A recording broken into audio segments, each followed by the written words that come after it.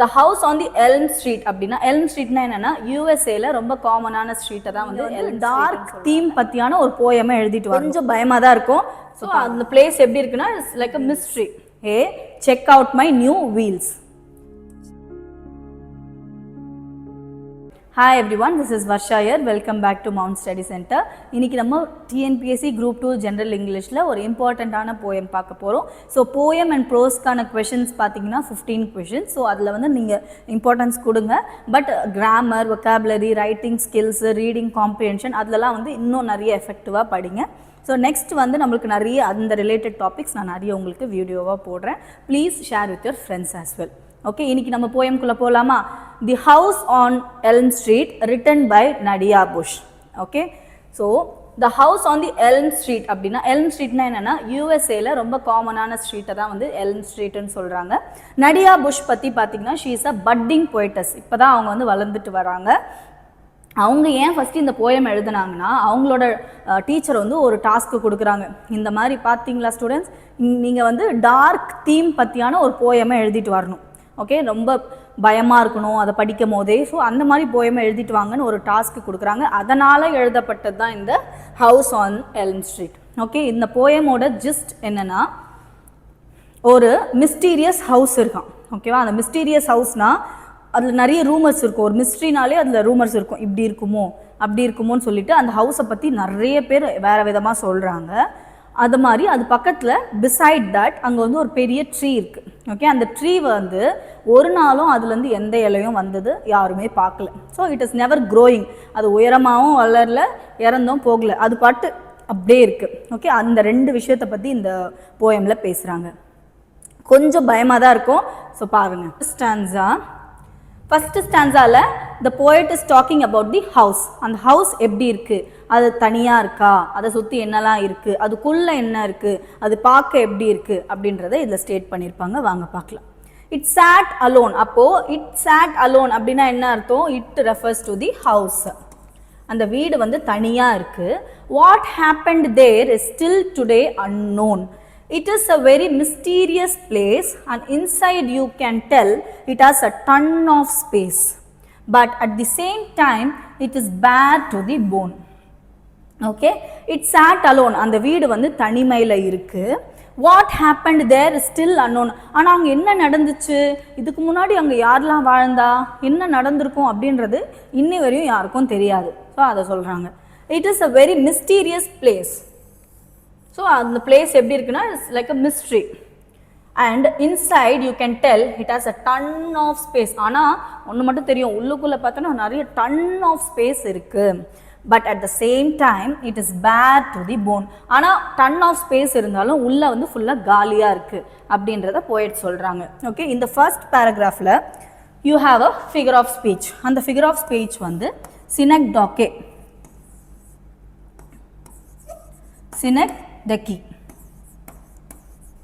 சினக்டெக்கி. So சினக்டெக்கிக்கும் மெட்டானிம்க்கும் வந்து ஒரு difference இருக்கும். அதை ஃபஸ்ட் நம்ம பார்க்கலாம். மெட்டோனிம், சினக்டெக்கி.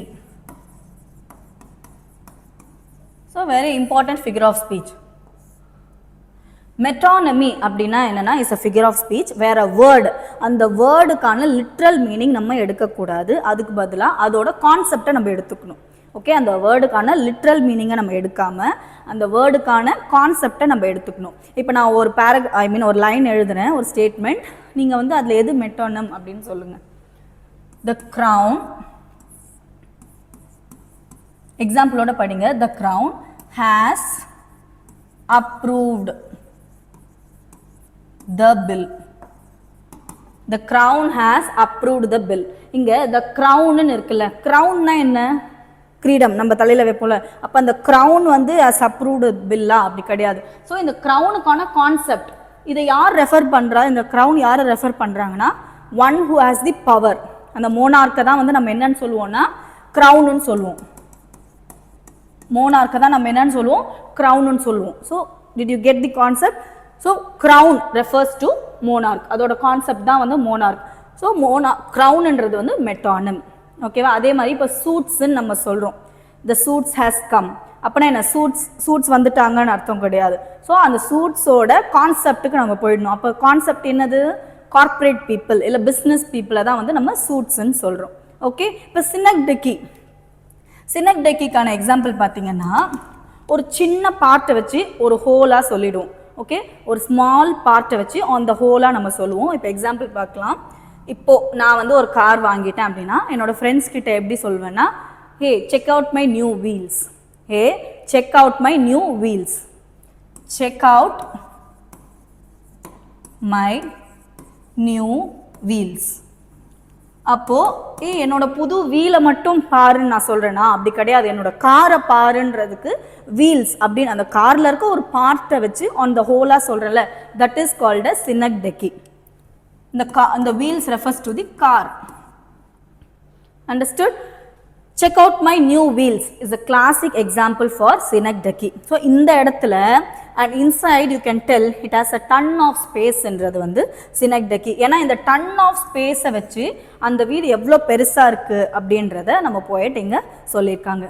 Okay, clear? உங்களுக்கு இன்கேஸ் புரியல அப்படின்னா இன்னொரு முறை ரிப்பீட் பண்ணி கேளுங்க. சிம்பிளான கான்செப்ட் தான், ரொம்ப சட்டில் சேஞ்சஸ் தான் இருக்கும், பார்த்துக்கோங்க.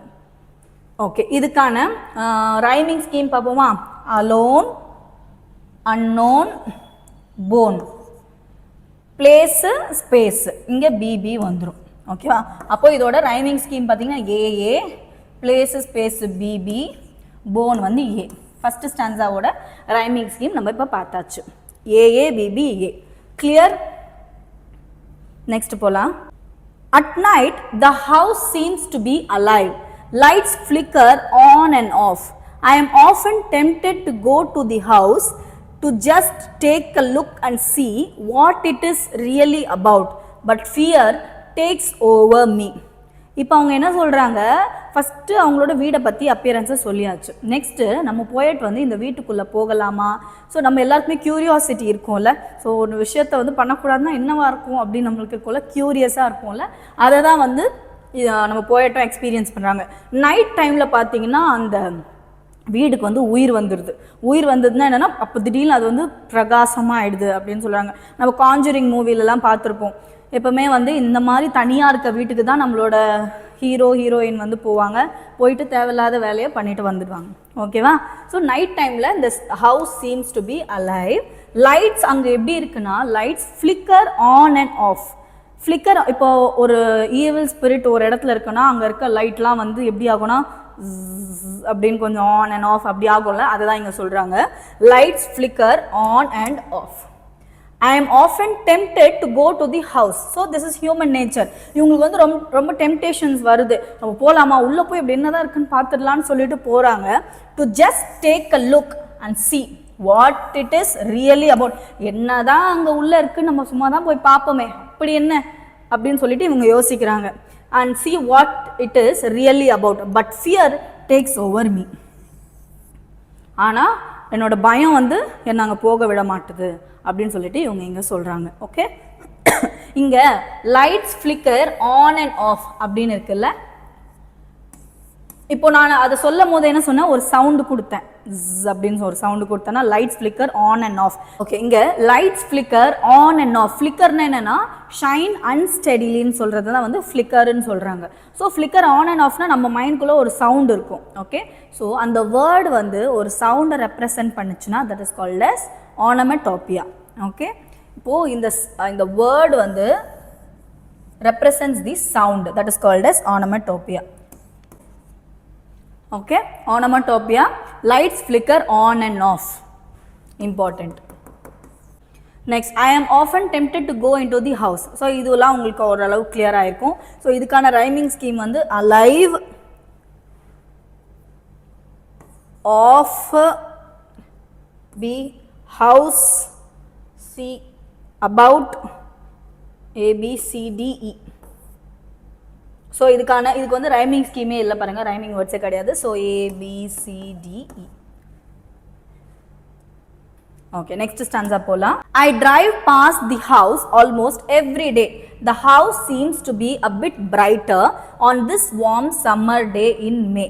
It plays with your mind. To me, I say it is one of a kind. So I drive past, இந்த வீடை தாண்டி தினமும் அவங்க போயிட்டு தான் வராங்க. ஒரு நாளும் பார்த்தீங்கன்னா அந்த வீடு வந்து பிரைட் ஆகிட்டே இருக்கிறத அவங்களால பார்க்க முடியுது.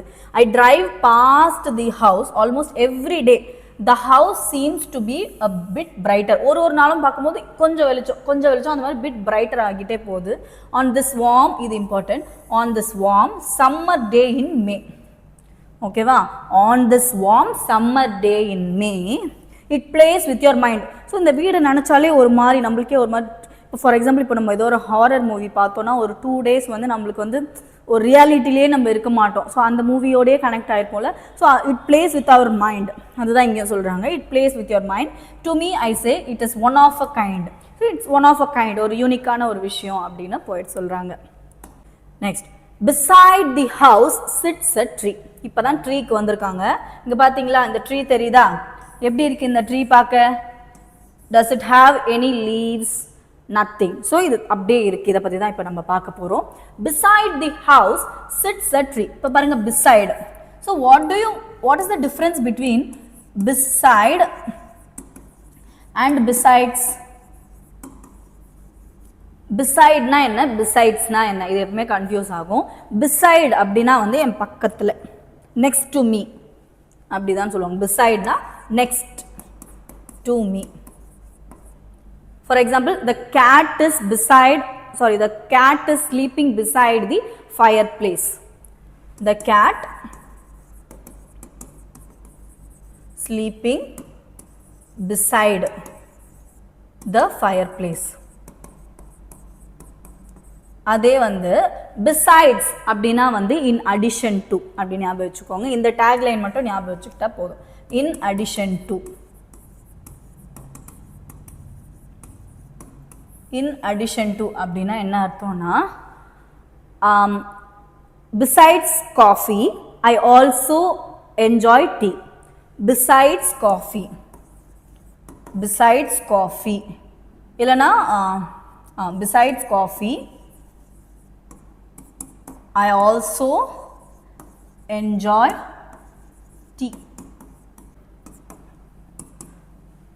ஓகே, இங்கே பாருங்கள், பிசைட்ஸ் காஃபி, எனக்கு காஃபியும் பிடிக்கும், பட் எனக்கு வந்து காஃபி இல்லாமல் டீயும் பிடிக்கும் அப்படின்னு சொல்கிறது தான் பிசைட்ஸ். இன் அடிஷன் டு, அதுதான் வந்து நம்ம பிசைட்ஸ்ன்னு சொல்லுவோம். ஓகே, இது ஒரு சின்ன விஷயம். எரர் கரெக்ஷன் அந்த மாதிரி இடத்துலலாம் இதை கொஞ்சம் ட்ரிக்கியாக கேட்பாங்க, நீங்கள் ஞாபகம் வச்சுக்கோங்க. பிசைட்னா நெக்ஸ்ட் டு, பிசைட்ஸ் அப்படின்னா in addition to. So beside the house sits a tree. இப்போ இந்த ஹவுஸ் பக்கத்தில் எது இருக்குன்னா ட்ரீ இருக்குது. இட் நெவர் க்ரோஸ் லீவ்ஸ், அதில் வந்து ஒரு இலையும் வராது. நாட் இன் த வின்டர், எந்தெந்த சீசன்ஸில் பாருங்கள், வின்டர்லேயும் வராது, ஸ்ப்ரிங்லேயும் வராது, சம்மர் ஆர் ஃபால். ஸோ இந்த சீக்வன்ஸை ஞாபகம் வச்சுக்கோங்க, winter, spring, summer or fall. It just sits there, never getting small or never growing tall. Never getting small, never growing tall. Okay, இப்போது இந்த ஒரு லைனில் டாலும் இருக்குது, ஸ்மாலும் இருக்குது, டாலும் இருக்குது. ஸோ ஒரு லைனில் அந்த லைனே அதை கான்ட்ராடிக்ட் பண்ணுச்சுன்னா that is called as paradox. இதுக்கான ஃபிகர் ஆஃப் ஸ்பீச் வந்து பேரடாக்ஸ். ஸோ ஃபிகர் ஆஃப் ஸ்பீச்சுக்குன்னு தனியாக ஒரு நோட்டு போட்டு ஒரு 25 ஒரு 30 ஃபிகர் ஆஃப் ஸ்பீச்சஸ் இருக்குது. ஓகே, அதெல்லாம் இம்பார்ட்டண்ட். நீங்கள் அதை ஒரு போயம்னு சின்ன சின்ன விஷயம் சொல்லுவோம், அதை அப்படியே நோட் பண்ணிட்டு வந்துடுங்க. So this is called as paradox. ஸோ பேரடாக்ஸ்க்கு வந்து என்ன ஒரு எக்ஸாம்பிள் சொல்லுவாங்கன்னா, you must wage war for peace. You must wage war for peace. அப்படின்னா நீ வந்து உனக்கு சமாதானம் வேணும்னா நீ சண்டை போடு அப்படின்னு சொல்கிறாங்க. You must wage war for peace. So இந்த line, this sentence is contradicting him itself. So அதனால இதை பேரடாக்ஸ் அப்படின்னு சொல்கிறாங்க. Never getting small or never growing tall. Okay, இப்போ வரையும் நம்ம எவ்வளோ ஃபிகர் ஆஃப் ஸ்பீச் பார்க்குறோம், ரைமிங் ஸ்கீம் பார்த்துட்ருக்கோம்.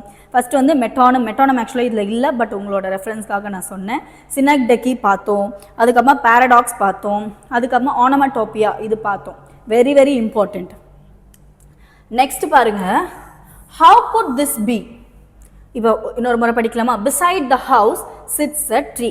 It never grows leaves, not in the winter, spring, summer or fall. It just sits there, never getting small or never growing tall. How could this be?